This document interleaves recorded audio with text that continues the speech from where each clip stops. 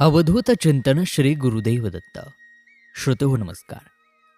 आपण श्रवण करत आहात श्री दत्तपुराण यामधील अध्याय 8.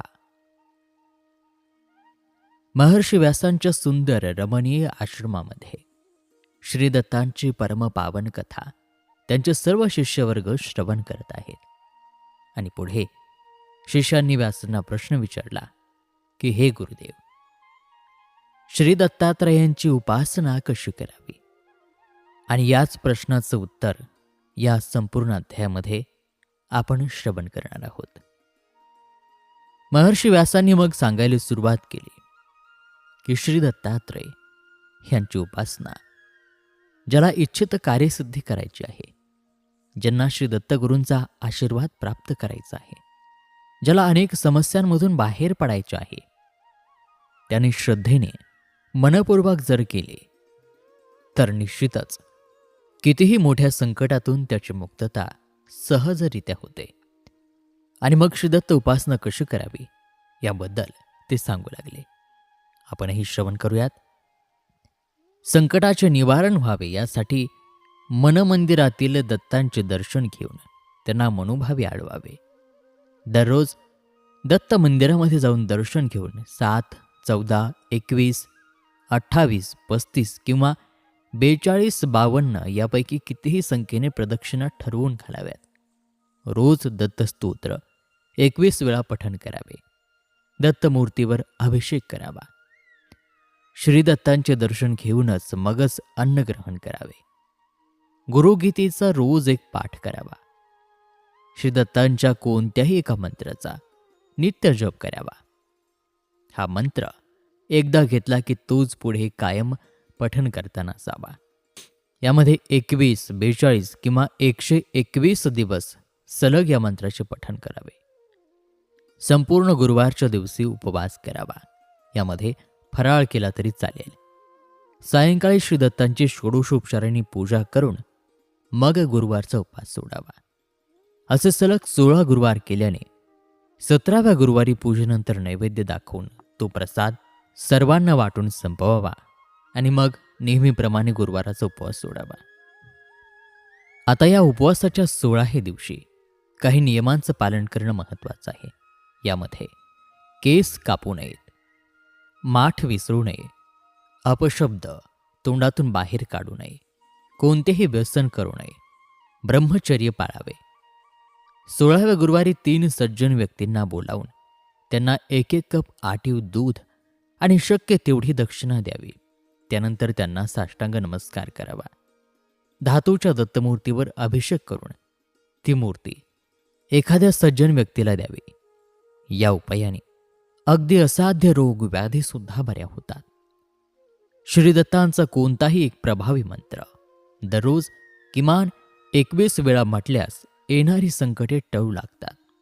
श्री गुरुचरित्राचे पारायण करावे. श्री दत्त मंदिरामध्ये गुरुवारी जाऊन दत्तांच्या पायाशी मसुराची डाळ आणि गूळ अर्पण करावे किंवा ही वस्तू कोणत्याही गरजू व्यक्तीला दान द्यावी. गाईला पुरणपोळी, कोणतेही उत्तम पदार्थ अथवा चांगला भरपूर चारा घालावा. श्वानास कोणताही चांगला पदार्थ खाऊ घालावा. औदुंबर वृक्षाला 7, 14, 21, 35 किंवा 52 प्रदक्षिणा घालाव्यात. दत्त वज्र कवच मोठ्याने रोज म्हणावे. श्री दत्तांची प्रतिमा उत्तरेला तोंड येईल आणि दक्षिणेला पाठ येईल अशा प्रकारे लावावी.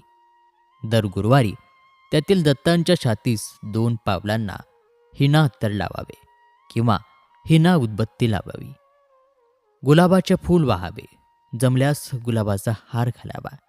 पेढ्यांचा किंवा कोणत्याही गोड सात्विक पदार्थाचा नैवेद्य दाखवावा. घरी आलेल्या कोणाही अपरिचित व्यक्तीला कधीही विनमुख पाठवू नये. त्याला हवे असेल ते शक्य असल्यास द्यावे किंवा काहीतरी अल्प तरी दक्षिणा द्यावी अथवा अन्न शिधा द्यावे. गाईला गोग्रास, कुत्र्याला भाकरी दर पौर्णिमेला द्यावी. मांस, मासे इत्यादी खाणे टाळावे. मद्यसुद्धा प्राशन करणे टाळावे. कोणतेही व्यसन करू नये. घराबाहेर पडताना श्रीदत्तांना नमस्कार करूनच बाहेर पडावे. मनोमन नमस्कार केला तरी चालेल. योगासने जमतील तशी आणि रोज करावी, कारण दत्त संप्रदायात अष्टांग योग मार्गाला फार महत्त्व आहे. आपली वृत्ती विरक्त वैराग्यशाली ठेवावे, सर्वांबद्दल दया क्षमा ठेवावी, उदार दृष्टिकोन ठेवावा. दत्त हे सर्व जगाचे गुरु, पण त्यांचे स्वतःचे गुरु कोण? तर ते 24 आहेत. अर्थात त्यातही शेवटी स्वतः दत्त सांगतात की या जगातील सर्व गोष्टी ह्या गुरुच असतात आणि त्या प्रत्येक सजीव निर्जीव गोष्टीकडून नेहमी काही ना काही शिकत राहावे.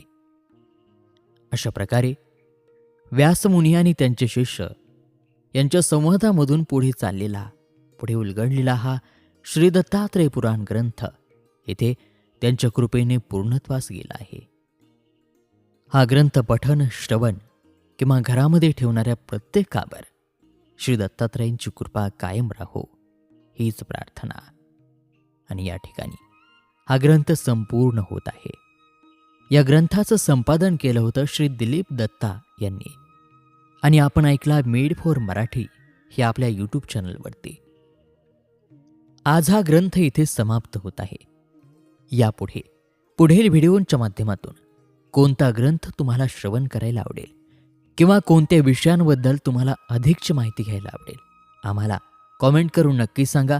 आणि हो, आपले चॅनल सबस्क्राईब करा. त्याचबरोबर आपले व्हिडिओसुद्धा जास्तीत जास्त शेअर करायला अजिबात विसरू नका. चला पुन्हा भेटूयात पुढील व्हिडिओमध्ये तुमच्या आवडीच्या एका नवीन ग्रंथासह, त्याच्या कथाभागासह आपल्याच मेड फॉर मराठीवरती. तोपर्यंत नमस्कार, धन्यवाद.